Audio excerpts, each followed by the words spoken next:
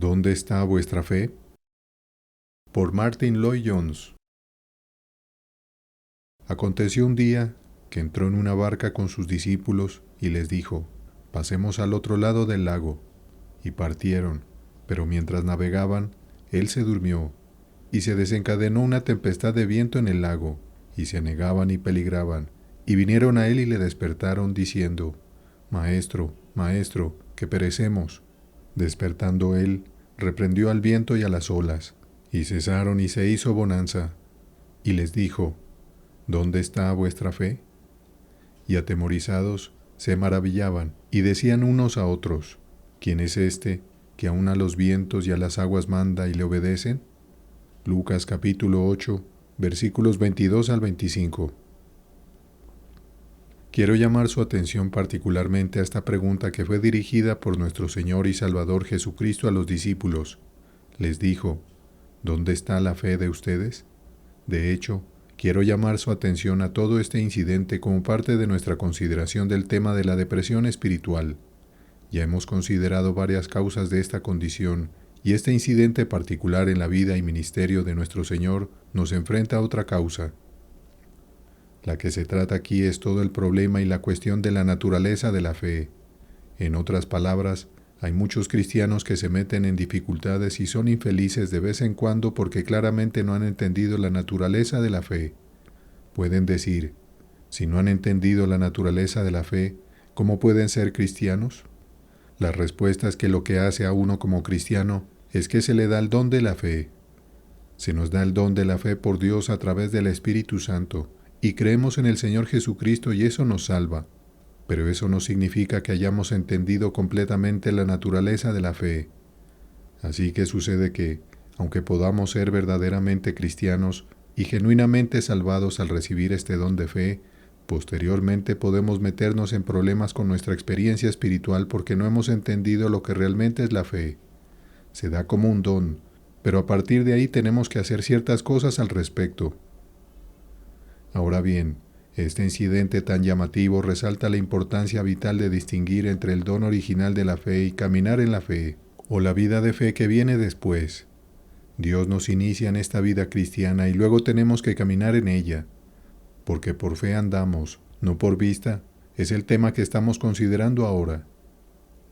Antes de llegar realmente a este tema particular, debo decir algunas palabras sobre este gran incidente en sí mismo. Visto desde cualquier punto de vista, es un incidente muy interesante e importante. Nos tiene mucho que decir, por ejemplo, acerca de la persona de nuestro Señor mismo.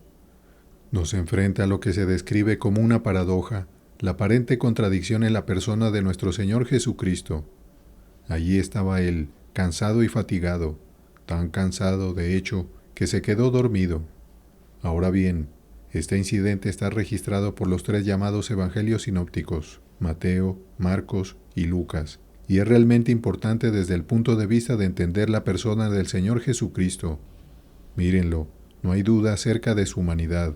Está fatigado, está cansado y agotado, tanto que simplemente se quedó dormido, y aunque ha surgido la tormenta, él sigue durmiendo. Está sujeto a la debilidad, es un hombre en el cuerpo y la carne como todos nosotros. Ah, sí, pero esperen un minuto. Vinieron a él y lo despertaron diciendo: Maestro, ¿no te importa que perezcamos? Entonces él se levantó y reprendió al viento y a las olas, y cesaron y se hizo bonanza. Uno de los otros lo describe como una gran bonanza. No es sorprendente que los discípulos, viendo todo esto, se maravillaran y se dijeran unos a otros: ¿Quién es este, que aun a los vientos y a las aguas manda y le obedecen? Hombre, y sin embargo obviamente Dios, Él podía mandar a los elementos, podía silenciar el viento y detener el furor del mar. Él es el Señor de la naturaleza y de la creación, Él es el Señor del universo. Este es el misterio y la maravilla de Jesucristo, Dios y hombre, 2 naturalezas en una persona, 2 naturalezas sin mezclar pero residentes en la misma persona. Debemos empezar aquí, porque si no tenemos claridad sobre esto, no tiene sentido seguir adelante. Si ustedes no creen en la deidad única del Señor Jesucristo, no son cristianos, sea lo que sea que puedan ser. No estamos viendo solo a un buen hombre, No nos interesa meramente el mayor maestro que el mundo haya visto. Estamos frente al hecho de que Dios, el Hijo Eterno, ha estado en este mundo y que tomó sobre sí la naturaleza humana y habitó entre nosotros. Un hombre entre los hombres, Dios hombre. Estamos frente al misterio y la maravilla de la encarnación y del nacimiento virginal. Todo está aquí y brilla en toda la plenitud de su asombrosa gloria. ¿Quién es este hombre? Él es más que un hombre. Esa es la respuesta. Él es también Dios. Sin embargo, eso no es, me parece, el propósito especial de este incidente particular. Esa revelación la encuentran en otros lugares también, brilla a lo largo de todos los evangelios. Pero los incidentes particulares separados en los que se ve, generalmente también tienen un mensaje especial y peculiar propio para enseñarnos. En este caso no hay duda de que ese mensaje es la lección respecto a los discípulos y su condición en ese punto. Es la gran lección sobre la fe y la naturaleza o el carácter de la fe. No sé qué sienten ustedes, pero yo nunca dejo de estar agradecido a estos discípulos. Estoy agradecido por el registro de cada error que cometieron y por cada torpeza que cometieron, porque me veo reflejado en ellos. Cuán agradecidos deberíamos estar a Dios por tener estas escrituras, cuán agradecidos a Él por no habernos dado solo el Evangelio y dejarlo así. Qué maravilloso es que podamos leer relatos como este y vernos representados en ellos, y cuán agradecidos deberíamos estar a Dios por ser una palabra divinamente inspirada que habla la verdad, y muestra y retrata cada fragilidad humana. Así encontramos a nuestro Señor reprendiendo a estos hombres. Los reprende por su alarma, por su terror, por su falta de fe. Aquí estaban en la barca con Él, y se levantó la tormenta, y pronto estuvieron en dificultades. Sacaron el agua, pero la barca se estaba llenando y podían ver que en unos momentos iba a hundirse. Hicieron todo lo que pudieron, pero no parecía tener ningún efecto, y lo que les sorprendía era que el maestro seguía durmiendo profundamente en la popa de la barca. Así que lo despertaron y dijeron: «Maestro, maestro, ¿no tienes cuidado que perecemos? ¿No te importa todo esto?». Y él se levantó, y después de reprender al viento y al mar, lo reprendió a ellos. Ahora debemos tener cuidado de observar esta reprensión y entender lo que él estaba diciendo. En primer lugar, los estaba reprendiendo por estar en tal estado. «¿Dónde está vuestra fe?», dice él. Mateo lo expresa: «hombres de poca fe». Aquí, como en otros lugares, él se maravilló de su incredulidad. Lo reprendió por estar en ese estado de agitación y terror y alarma mientras él estaba con ellos en la barca. Esa es la primera gran lección que tenemos que aplicar a nosotros mismos y a los demás. Es muy incorrecto que un cristiano esté alguna vez en tal condición. No me importa cuáles sean las circunstancias, el cristiano nunca debe estar agitado, el cristiano nunca debe estar fuera de sí de esta manera, el cristiano nunca debe estar al borde de la desesperación, el cristiano nunca debe estar en una condición en la que haya perdido el control de sí mismo. Esa es la primera lección. Una lección que hemos enfatizado porque es una parte esencial de la enseñanza del Nuevo Testamento. Un cristiano nunca debe, como la persona mundana, estar deprimido, agitado, alarmado, frenético, sin saber qué hacer. Es la reacción típica ante el problema de aquellos que no son cristianos, por eso es tan incorrecto estar así. El cristiano es diferente de otras personas. El cristiano tiene algo que el no cristiano no posee. Y el ideal para el cristiano es aquel que está expresando tan perfectamente por el apóstol Pablo en el capítulo 4 de la epístola a los Filipenses. He aprendido, cualquiera que sea mi situación, a estar contento. Todo lo puedo en Cristo que me fortalece. Esa es la posición cristiana. Eso es lo que se supone que debe ser el cristiano. El cristiano nunca debe dejarse llevar por sus sentimientos, cualquiera que sean. Eso siempre es incorrecto en un cristiano.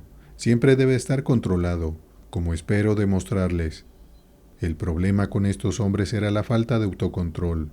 Por eso estaban miserables, por eso estaban infelices, por eso estaban alarmados y agitados, aunque el Hijo de Dios estaba con ellos en la barca. No puedo enfatizar en este punto lo suficiente. Lo presento como una simple proposición. Un cristiano nunca debe perder el autocontrol. Nunca debe estar en un estado de agitación o terror o alarma, cualquiera que sean las circunstancias. Esa es obviamente nuestra primera lección. La posición de estas personas era alarmante. Estaban en peligro y parecía que iban a ahogarse en cualquier momento, pero nuestro Señor dice, en efecto, no deberían estar en esta condición. Como mis seguidores no tienen derecho a estar en tal estado aunque estén en peligro. Esa es la primera gran lección. Y la segunda es que lo que está mal en estar en esta condición es que implica una falta de confianza, de fe en Él. Ese es el problema y esa es la razón por la que es tan reprobable. Por eso reprendió a estos hombres en este momento. Dijo, en efecto, ¿se sienten así a pesar de que yo estoy con ustedes? ¿No confían en mí? Marcos informa que dijeron, Maestro, ¿no tienes cuidado que perecemos? Ahora, no creo que estuvieran refiriéndose solo a ellos mismos o a su propia seguridad. No creo que fueran tan egocéntricos. No creo que simplemente quisieran decir, no te importa que nos vamos a ahogar, sin considerarlo a él en absoluto. Creo que lo incluían a él también, que pensaban que todos iban a ahogarse. Maestro, ¿no tienes cuidado que perecemos? Pero aún así, esta agitación y alarma siempre lleva consigo una falta de confianza y fe implícita en él. Es una falta de fe en su preocupación por nosotros y en su cuidado por nosotros. Significa que tomamos el control y vamos a encargarnos de la situación nosotros mismos, sintiendo que Él no se preocupa, o quizás que Él no puede hacer nada. Eso es lo que hace esto tan terrible, pero me pregunto si siempre nos damos cuenta de ello. Parece obvio cuando lo miramos objetivamente en el caso de estos discípulos, pero cuando ustedes y yo estamos agitados y perturbados y no sabemos qué hacer y estamos dando la impresión de gran tensión nerviosa, cualquiera que nos mire tiene derecho a decir, esa persona no tiene mucha fe en su Señor. No parece haber mucho sentido en ser cristiano después de todo. No hay mucho valor en el cristianismo como lo veo en esa persona. Durante la guerra todos estábamos sujetos a estas pruebas de una manera excepcional, pero incluso ahora en días de paz, cualquier cosa que se cruce en nuestro camino y nos ponga en dificultad, de inmediato muestra si creemos en Él y confiamos en Él por nuestra respuesta y reacción ante ello. Me parece, por lo tanto, que en la superficie hay estas dos grandes lecciones. Nunca debemos permitirnos estar agitados y perturbados cualquiera que sean las circunstancias, porque al hacerlo implica una falta de fe, una falta de confianza, una falta de seguridad de nuestro bendito Señor y Dios. Sin embargo, consideremos el pasaje en detalle. Ahora extraigamos algunos principios generales del incidente y su gran enseñanza. En primer lugar, al abordar toda esta cuestión de la fe, permítame decir una palabra sobre lo que podría llamar la prueba de la fe. La Escritura está llena de esta idea de la prueba de la fe de uno. Tomemos el capítulo 11 de la Epístola a los Hebreos. Ese es, en cierto sentido, nada más que una exposición de ese tema de la prueba de la fe. Cada uno de esos hombres fue probado. Se les había dado grandes promesas y las aceptaron, y luego todo parecía salir mal. Es cierto para todos ellos. Piensen en la prueba de un hombre como Noé, la prueba de un hombre como Abraham, las pruebas que hombres como Jacob, y especialmente Moisés, tuvieron que soportar. Dios da el don de la fe, y luego la fe es probada. Pedro, en su primera epístola, en el primer capítulo, dice exactamente lo mismo. Él dice, aunque ahora, por un poco de tiempo, si es necesario, tengáis que ser afligidos en diversas pruebas para que sometida a prueba vuestra fe, mucho más preciosa que el oro, el cual aunque perecedero se prueba con fuego, se hallada en alabanza, gloria y honra cuando sea manifestado Jesucristo. Ese es el tema de todas las Escrituras. Lo encuentran en la historia de los patriarcas y de todos los santos del Antiguo Testamento. Lo encuentran corriendo a través del Nuevo Testamento. De hecho, es particularmente el tema del último libro de la Biblia, el libro del Apocalipsis. Entonces, seamos claros sobre esto. Debemos comenzar entendiendo que bien podemos encontrarnos en una posición en la que vuestra fe va a ser probada. Las tormentas y las pruebas son permitidas por Dios. Si estamos viviendo la vida cristiana o tratando de vivir la vida cristiana en este momento, bajo la suposición de que significa solo venir a Cristo y nunca más tener ninguna preocupación en toda nuestra vida, estamos albergando una terrible falacia. De hecho, es una ilusión y no es cierto. Nuestra fe será probada, y Santiago llega a decir, hermanos míos, Tened por sumo gozo cuando os halléis en diversas pruebas. Santiago 1, versículo 2. Dios permite tormentas, permite dificultades, permite que el viento sople y las olas rompan, y todo puede parecer estar yendo mal, y nosotros mismos estar en peligro. Debemos aprender y darnos cuenta de que Dios no toma a su pueblo y lo lleva a una especie de eliseo en el que están protegidos de todas las flechas y dardos de la fortuna. En absoluto, estamos viviendo en el mismo mundo que todos los demás. De hecho, el apóstol Pablo parece ir más allá de eso. Les dice a los filipenses, porque a vosotros os es concedido a causa de Cristo, no solo que creáis en Él, sino también que padezcáis por Él. Filipenses 1, versículo 29. En el mundo tendréis aflicción, pero confiad, yo he vencido al mundo. Juan 16, versículo 33. Dice nuestro Señor, confiad. Sí, pero recuerden que tendrán aflicción. Pablo y Bernabé en su viaje misionero visitaron las iglesias y les advirtieron que es necesario que a través de muchas tribulaciones entremos en el reino de Dios. Hechos 14, versículo 22. Debemos comenzar dándonos cuenta de que estar advertidos es estar prevenidos en este asunto. Si tenemos una concepción mágica de la vida cristiana, es seguro que nos encontraremos en problemas, porque, cuando lleguen las dificultades, seremos tentados a preguntar, ¿por qué se permite esto? Y nunca deberíamos hacer tal pregunta. Si tan solo nos diéramos cuenta de esta verdad fundamental, nunca la preguntaríamos. Nuestro Señor se duerme y permite que venga la tormenta. La situación puede volverse realmente desesperada y podemos parecer estar en peligro de nuestras vidas. Todo puede parecer estar en nuestra contra. Sin embargo, bueno, aquí está. Un poeta cristiano lo ha dicho por nosotros. Cuando todas las cosas parecen estar en nuestra contra, para llevarnos a la desesperación, sabemos que una puerta está abierta, un oído escuchará nuestra oración.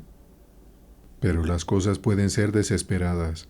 Todo parece estar en nuestra contra para llevarnos a la desesperación. Entonces, estemos preparados para eso. Sí, pero debemos ir más allá. Mientras todo esto está sucediendo, nuestro Señor parece estar completamente despreocupado por nosotros. Ahí es donde entra la verdadera prueba de la fe. El viento y las olas eran lo suficientemente malos y el agua entrando en el barco. Eso era terrible, pero lo que para ellos era más terrible de todo era su aparente indiferencia. Aún durmiendo y aparentemente sin preocuparse.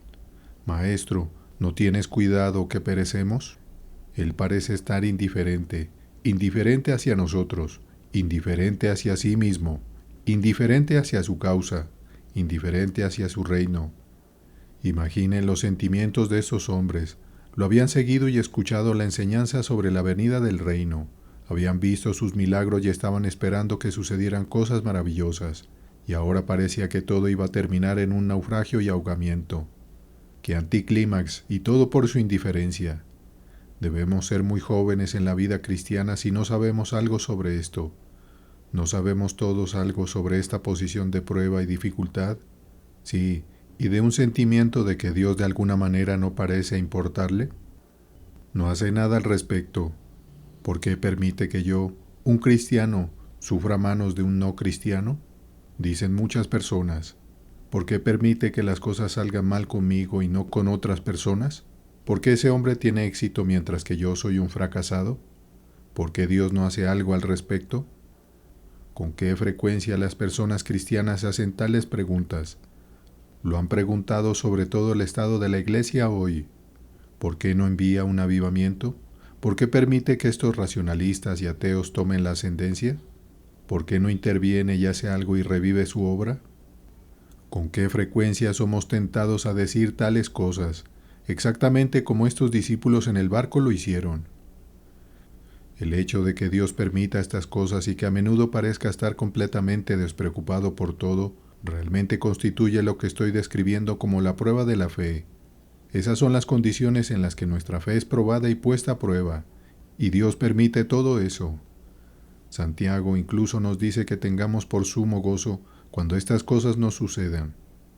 Ese es un gran tema, la prueba de la fe. No hablamos mucho sobre esto en estos días, ¿verdad?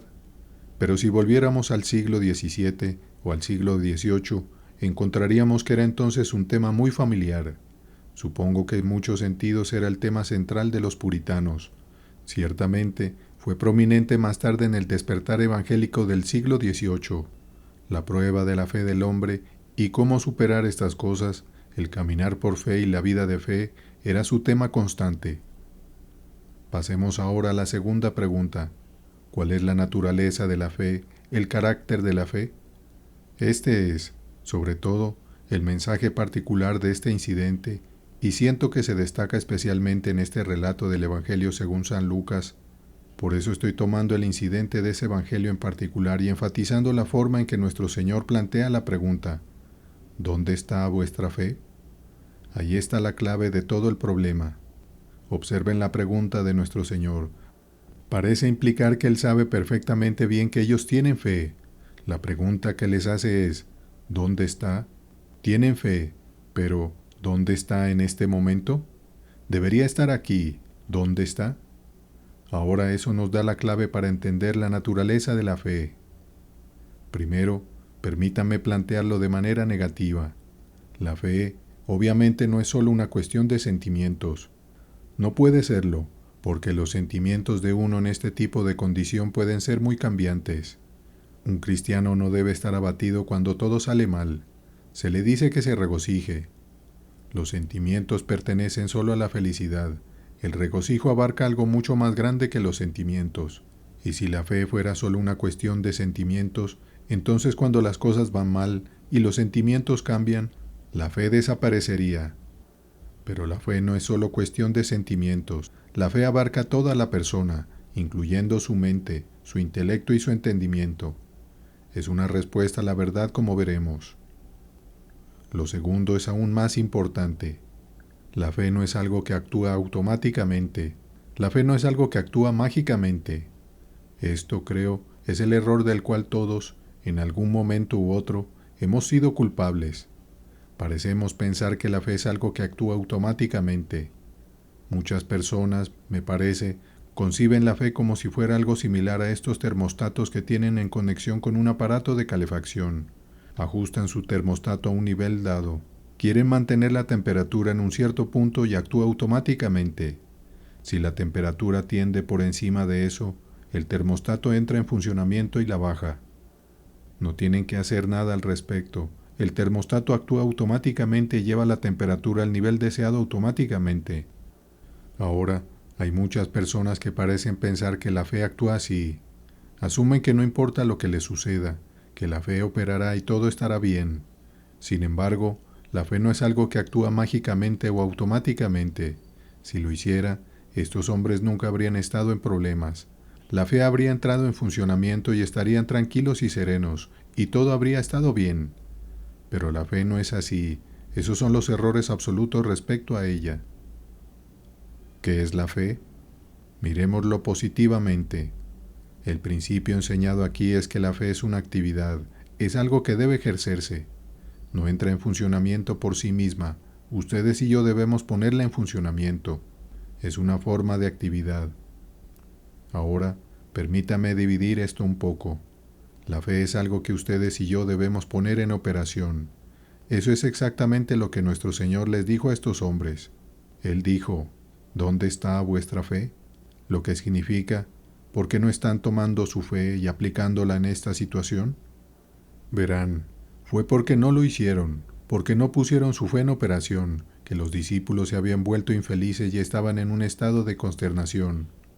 ¿Qué quiero decir con que la fe es algo que debemos aplicar? Puedo dividir mi respuesta de esta manera. Lo primero que debo hacer cuando me encuentro en una posición difícil es negarme a permitir que la situación me controle. Una negativa, como pueden ver.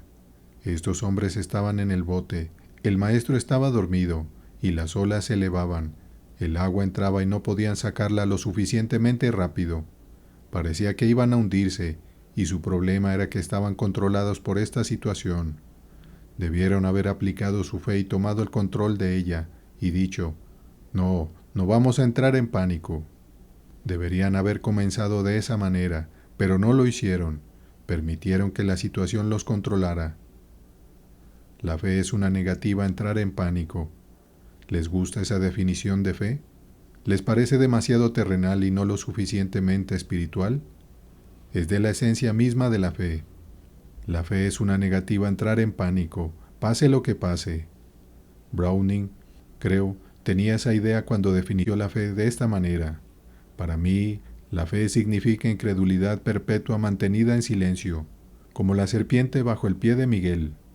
Aquí está Miguel y allí está la serpiente debajo de su pie, y él simplemente la mantiene en silencio bajo la presión de su pie. La fe es incredulidad mantenida en silencio, mantenida a raya. Eso es lo que estos hombres no hicieron. Permitieron que esta situación los dominara, se pusieron nerviosos. Sin embargo, la fe es una negativa a permitir eso. Dice, no voy a ser controlado por estas circunstancias, yo estoy en control. Entonces toman el control de ustedes mismos, se levantan, se controlan, no se dejan llevar, se afirman. Eso es lo primero, pero no se detiene allí. Eso no es suficiente, porque eso puede ser solo resignación. Eso no es la totalidad de la fe. Habiendo dado ese primer paso, habiéndose levantado, entonces se recuerdan a ustedes mismos lo que creen y lo que saben. Eso, nuevamente, es algo que estos necios discípulos no hicieron.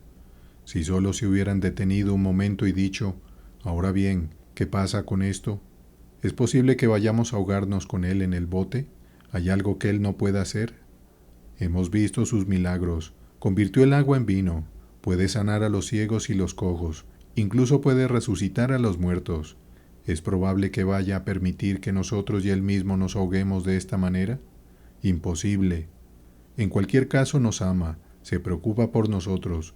¿No ha dicho que hasta los cabellos de nuestra cabeza están todos contados? Esa es la manera en que la fe razona. Dice, está bien, veo las olas y las marejadas, pero siempre pone este pero. Eso es la fe. Se aferra a la verdad y razona a partir de lo que sabe que es un hecho. Esa es la manera de aplicar la fe. Estos hombres no hicieron eso y por eso se agitaron y se llenaron de pánico. Y ustedes y yo nos llenaremos de pánico y nos agitaremos si no hacemos lo mismo. Cualquiera que sean las circunstancias, por lo tanto, quédense, esperen un momento, digan, admito todo, pero... ¿Pero qué? Pero Dios, pero el Señor Jesucristo, ¿pero qué? Toda mi salvación. Eso es lo que hace la fe. Todas las cosas pueden parecer estar en mi contra para llevarme a la desesperación. No entiendo lo que está sucediendo, pero sé esto. Sé que Dios me ha amado tanto que envió a su Hijo unigénito a este mundo por mí.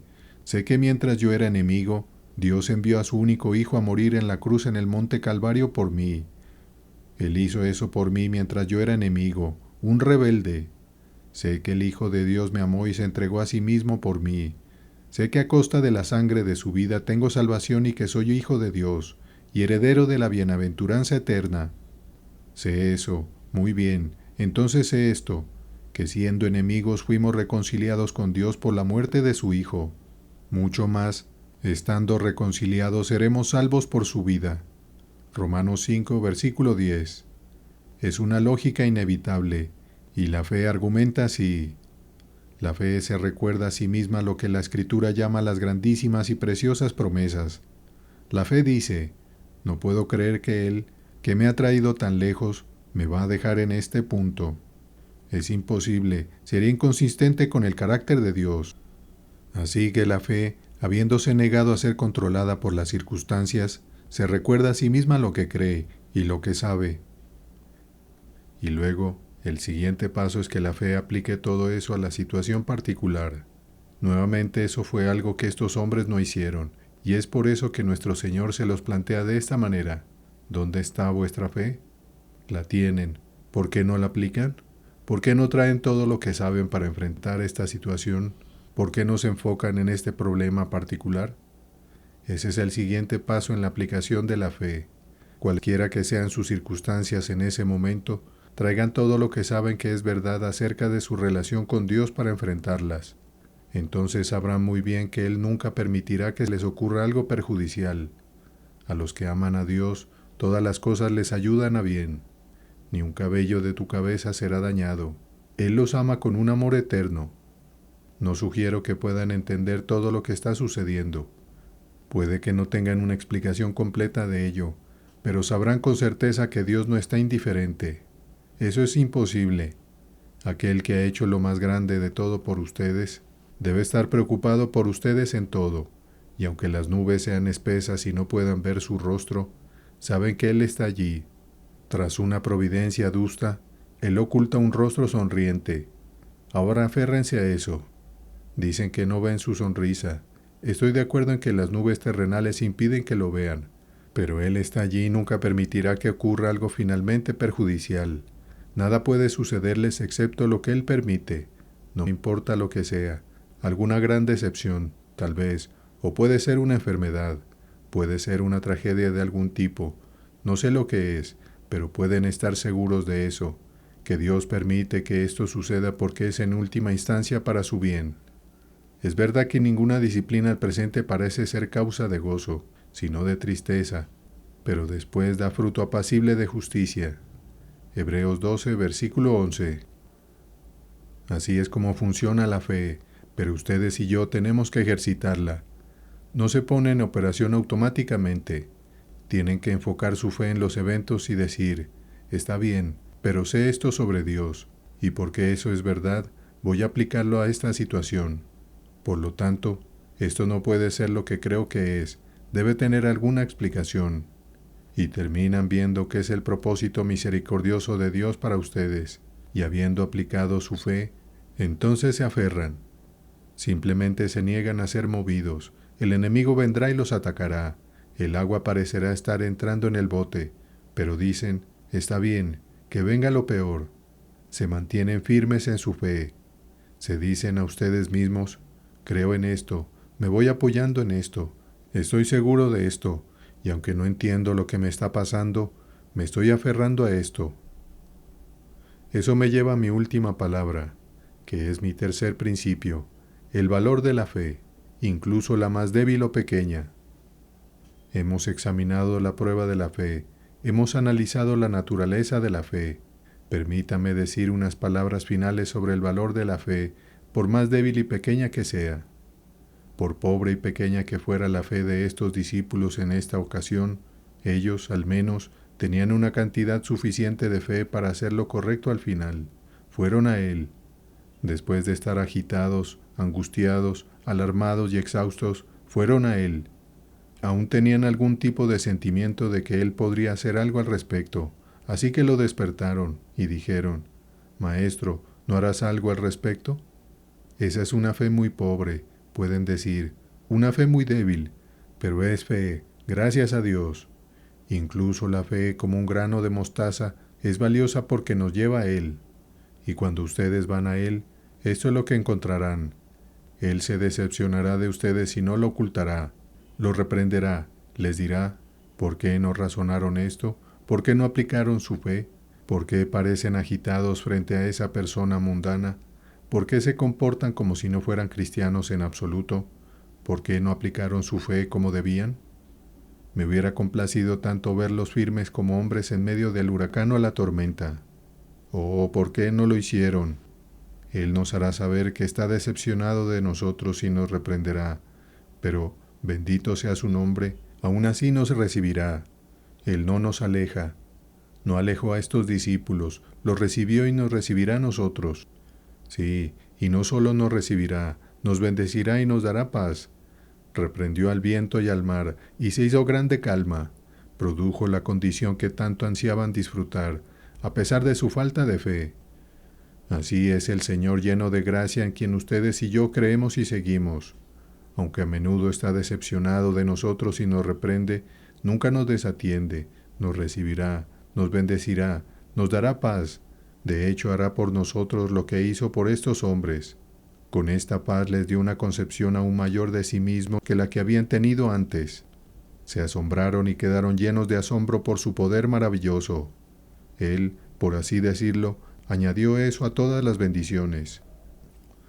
Si se encuentran en esta posición de prueba, problema y tentación, tómenlo como una oportunidad maravillosa para probar su fe, para mostrar su fe, para manifestar su fe y dar gloria a su gran y santo nombre. Pero si no logran hacer eso, si aparentemente son demasiado débiles para aplicar su fe, Si están siendo asediados y atacados por el diablo, por el infierno o por el mundo, bueno, entonces, les digo, simplemente acudan a Él de inmediato, y Él los recibirá y los bendecirá, les dará liberación, les dará paz. Pero recuerden siempre que la fe es una actividad, es algo que debe ser aplicado. ¿Dónde está vuestra fe? Asegurémonos de que siempre esté en el lugar y en el punto de necesidad y de prueba. ¿Dónde está vuestra fe? Por Martin Lloyd Jones. Colgado en el madero.